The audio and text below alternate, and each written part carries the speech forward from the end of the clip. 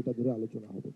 আমি এখন রোববার ফরেন সার্ভিস একাডেমিতে রাষ্ট্র সংস্কারের সুপারিশ নিয়ে রাজনৈতিক দলগুলোর সঙ্গে দ্বিতীয় পর্যায়ের 14তম দিনের আলোচনায় বসে জাতীয় ঐক্যমত্য কমিশন। এতে যোগ দেয় বিএনপি, জামায়াত, এনসিপি সহ অন্য রাজনৈতিক দল। কমিশন সহসভাপতি ডক্টর আলী রিয়াজ বলেন, 31 জুলাইয়ের মধ্যে জাতীয় সনদ তৈরি করতে কাজ করছে কমিশন। আমাদের লক্ষ্য হচ্ছে 31 জুলাইয়ের মধ্যে একটি সনদের জায়গায় যাওয়া, যেটা আপনাদের ইচ্ছা, আমাদের ইচ্ছা, সকলের প্রচেষ্টা, দেশের সকলেই সেটা প্রত্যাশা করছেন। প্রধান উপদেষ্টা নিয়ে এবং কাঠামোর বিষয়ে আলোচনা হবে এবং সেটাতে আমরা একমতের জায়গায় আসতে পারবো বলে কমিশন আশাই শুধু করেন, এটা বিশ্বাসও করে। আলোচনায় তত্ত্বাবধায়ক সরকার ইস্যুতে কমিশন ও 4টি দলের প্রস্তাবের ভিত্তিতে প্রায় সবগুলো দল একমত হয়। দ্রুততম সময়ের মধ্যে এটা সমাধান করেন বা যতটুকু ঐক্যমত্য হয়েছে সেইটা করেই নির্বাচনের দিকে যাওয়া দরকার।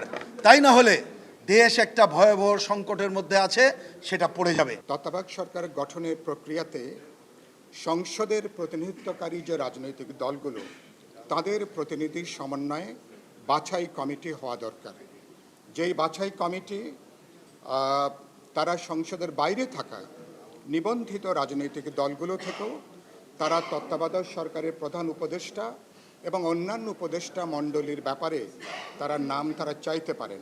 এমনকি নাগরিক সমাজের বিভিন্ন অংশ থেকেও নাম তারা আহ্বান করতে পারে। রাজনৈতিক নেতারা সংসদে যারা প্রতিনিধিত্ব করছেন তারাই এটা সমাধান করবেন, তারাই আসলে বসে এটা গঠন করবেন এবং সেখানে সংসদের প্রধান দল, সংসদের বিরোধী দল, দ্বিতীয় বৃহত্তম রাজনৈতিক দল যারা থাকবেন তারা মতামত দেবেন। মতামত করে 7 জনের একটা প্যানেলের প্রস্তাবের ব্যাপারে একমত হওয়া হয়েছে। বাছাই কমিটি যদি এই 3 দলের মধ্যেই, অর্থাৎ সরকারি দল, প্রধান বিরোধী দল এবং তৃতীয় বৃহত্তম দলের মধ্যে রাখা হয়, কিন্তু নাম প্রস্তাবের ক্ষেত্রে, প্রধান উপদেষ্টার নাম প্রস্তাবের ক্ষেত্রে সংসদে প্রতিনিধিত্বশীল সকল দলই যাতে নাম প্রস্তাব করতে পারে। রাজনৈতিক সংকট উত্তরণে আলোচনায় কালক্ষেপণ না করে দ্রুত জাতীয় সনদ প্রস্তুত করে নির্বাচনের দিকে যাওয়ার প্রয়োজন বলেও মনে করেন রাজনৈতিক নেতৃবৃন্দ।